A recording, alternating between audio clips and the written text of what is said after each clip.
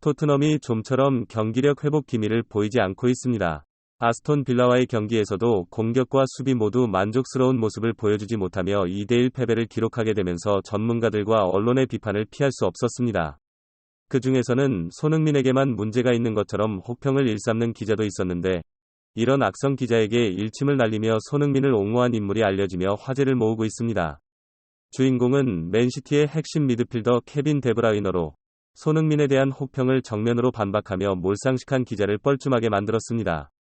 영국에서 어떤 일이 있었는지 자세히 살펴보겠습니다. 맨시티는 14일 에버튼과의 프리미어리그 36라운드 원정 경기에서 3대0으로 승리했습니다. 반면 아스널은 15일 브라이튼과 리그 36라운드 홈 경기에서 0대3으로 대패하며 맨시티는 승점 85로 2위 아스날보다 한 경기를 덜 치르고도 승점 4 차이로 간격을 벌렸습니다. 이제 맨시티가 단 1승만 추가하거나 혹은 아스날이 패배하는 순간 맨시티는 3연속 리그 우승이 확정됩니다. 경기 후 아스널의 주장 웨데고르는 인터뷰에서 승리해서 우승 경쟁을 이어가고 싶었는데 패배했다. 솔직히 말해서 뒤집기 힘들 것이다.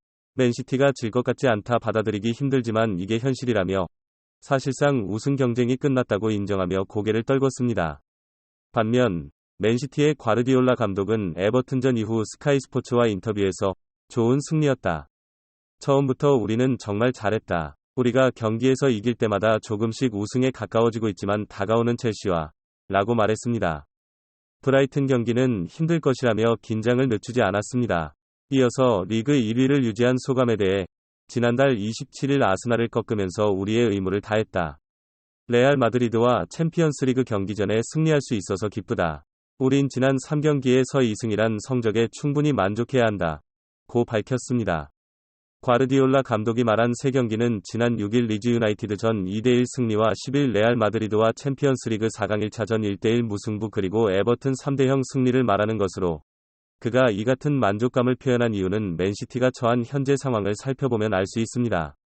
맨시티는 앞으로 챔피언스리그 2승, FA컵 결승전 1승 그리고 리그 1승 합해서 4승만 챙기면 역사적인 트래블을 달성할 수 있었기 때문입니다.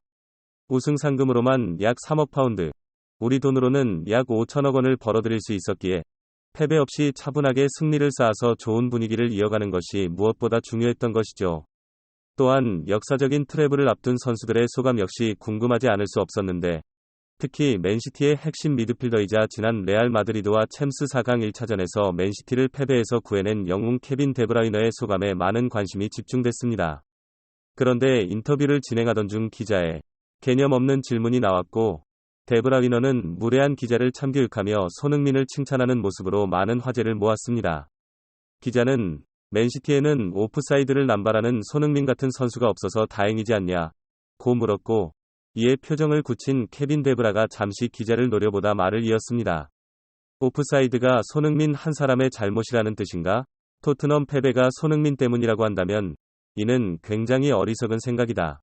손흥민은 라인 브레이커의 역할을 충실히 수행했고 대부분 완벽하게 성공시켰기 때문이다. 다만 빌라의 압박에 고전한 토트넘 입장에서는 손흥민에게 정교한 패스를 연결하기 힘들었을 것이다. 만약 토트넘이 빌라의 압박을 여유롭게 풀어내서 정교한 패스가 가능했다면 손흥민의 오프 더블 움직임은 비판이 아니라 오히려 칭찬 세례를 받았을 것이다. 여론에서는 팀 패배의 원인을 손흥민의 탓으로 부풀리는 경향이 있지만 손흥민을 직접 상대한 선수들은 그를 방심할 수 없는 두려운 존재로 평가한다. 손흥민에 대한 평가가 이렇게 극명하게 차이나는 이유는 손흥민을 직접 상대해본 적 없는 사람들은 그의 무서움을 알 길이 없기 때문이라며 생각 없이 손흥민을 깎아내린 기자의 안목을 지적했습니다. 이에 질문을 던졌던 기자는 크게 당황하며 어쩔 줄 몰라 하는 모습을 보였는데요. 케빈 데브라이너의 발언인지 영국 현지에서도 비슷한 주장이 등장해 시선을 끌었습니다. 영국 풋볼 런던은 손흥민은 최선을 다했다며 그의 움직임을 집중 조명했는데 손흥민의 움직임을 자세히 들여다보면 시종일관 위협적인 것을 알 수 있습니다. 타이밍 맞는 패스만 있었다면 아스톤 빌라는 손흥민에게 해트트릭을 내줬을 것이고 또한 손흥민을 상대하는 빌라 선수들은 매 순간이 살얼음판일 수밖에 없다. 손흥민 앞에서 한 번의 실수는 골과 같음에도 불구하고 그를 방어할 수 없을 만큼 빠르고 정확하게 움직이기 때문입니다. 탈압박에 능하고 창의적인 패스를 보유한 선수들이 토트넘에 있었다면 손흥민에게 패배의 원인을 찾는 몰상식한 기자도 손흥민을 칭찬하기 바빴을 것이라며 토트넘의 패배 원인을 손흥민에게만 찾는 것은 지나친 감이 있다고 지적했습니다. 이 같은 평가의 축구 팬들은 손흥민은 토트넘에서 썼기엔 재능이 아까운 선수다. 토트넘 팬들을 제외하면 모두 알고 있다. 그들은 중하위권 팀이지 우승권 팀이 아니다. 토트넘 같은 팀에서 7시즌 연속 두 자릿수 득점을 기록한 손흥민이 대단하다.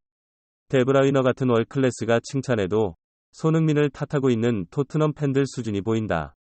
누구 하나 나서서 옹호해주지 않으니 손흥민도 다음 시즌에 토트넘에 없을 것 같다. 레비가 지금처럼만 활약하면 토트넘은 다음 시즌 하위권으로 돌아갈 수 있다. 손흥민이나 케인이나 이제 진짜 마지막 남은 미련까지 사라졌을 것 같다는 등의 반응을 보였습니다. 한편 토트넘은 신라 같았던 5위 가능성이 완전히 사라지게 됐습니다. 리버풀은 16일 레스터시티와의 리그 36라운드 원정 경기를 승리로 장식하며 승점 65를 달성함과 동시에 승점 66 동료인 3인 뉴캐슬과 4위 맨유를 1차2로 바짝 추격했습니다. 뉴캐슬과 맨유가 각각 한 경기를 덜 치렀기에 리버풀이 불리한 상황이지만 그래도 챔피언스리그 진출 가능성에 대한 희망을 이어갈 수 있게 됐는데요.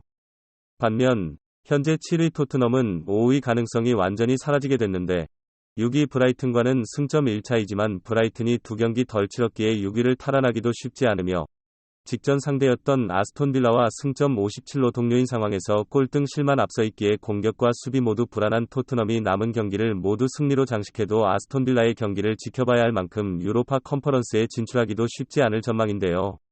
만약 토트넘이 8위로 밀려난다면 손흥민은 토트넘에서 처음으로 유럽 대항전에 출전할 수 없게 되는 셈입니다.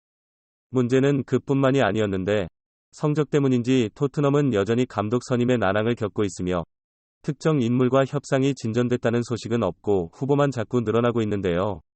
영국 더선은 토트넘이 감독 후보 리스트에 2명을 추가했다고 보도했는데 주인공은 바로 브렌트포드의 토마스 프랭크 감독과 인터밀란 시모네 인자기 감독입니다.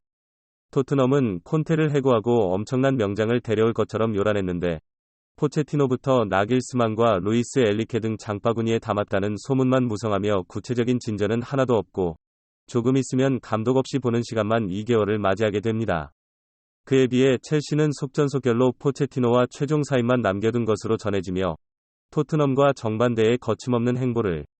현재 토트넘은 여러 이슈들로 인해 어려운 상황에 처해 있습니다.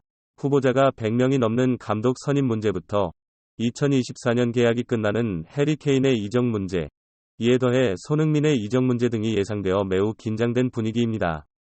하지만 여기서 중요한 것은 감독 선임과 선수 이적이 있어도 토트넘의 경기력이 어느 정도인가 하는 것입니다. 이에 따라 이적 시장에서 선수들이 어떤 선택을 내리게 될지는 아직 미지수입니다. 팬들의 관심이 집중되어 있는 상황에서 토트넘은 꼭 필요한 조치를 취해야 할 것입니다.